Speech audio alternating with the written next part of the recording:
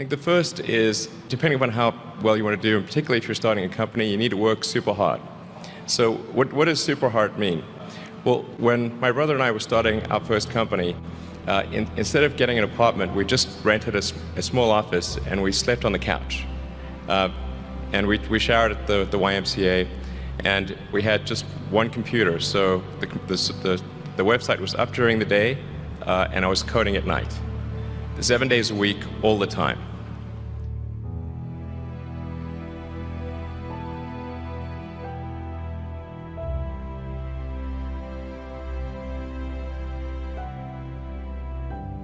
Work hard like every waking hour. That's the thing I would say particularly if you're starting a company.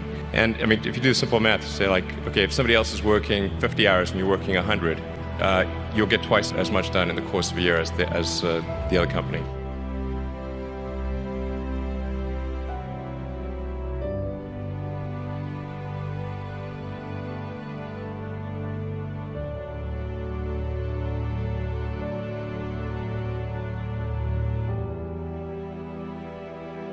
I think too is you got to make sure that whatever you're doing is a great product or service. It has to be really great. And I go back to what I was saying earlier, where if you're a new company, I mean, unless it's like some new industry or new market that, if it's an untapped market, then you have more ability to, the standard is lower for your product or service. But if you're entering anything where there's an existing marketplace against large entrenched competitors, then your product or service needs to be much better than theirs. It can't be a little bit better, because then you put yourself in the shoes of the consumer and they say, why would you buy it as a consumer? You're always going to buy the trusted brand unless there's a big difference.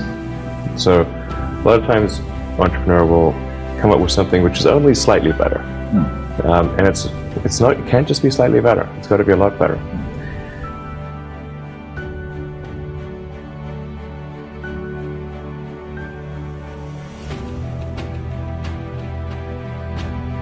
The other thing I'd say is that if you're creating a company or if you're joining a company, the most important thing is to attract great people. So either join a group that's amazing, that you really respect, or if you're building a company, you've got to gather great people. I mean, all a company is a group of people that have gathered together to create a product or service.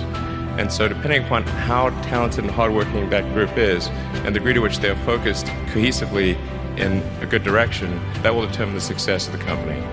So do everything you can to gather great people if you're creating a company.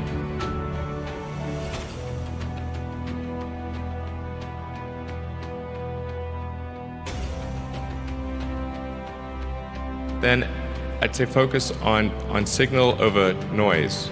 A lot of companies get confused. They spend money on things that don't actually make the product better. So, for example, at Tesla, we've never spent any money on advertising. We put all of the money into R&D and manufacturing and design to try to make the car as good as possible. And I think that's the way to go. So for any given company, just keep thinking about, are these efforts that people are expending, are they resulting in a better product or service? And if they're not, stop those efforts.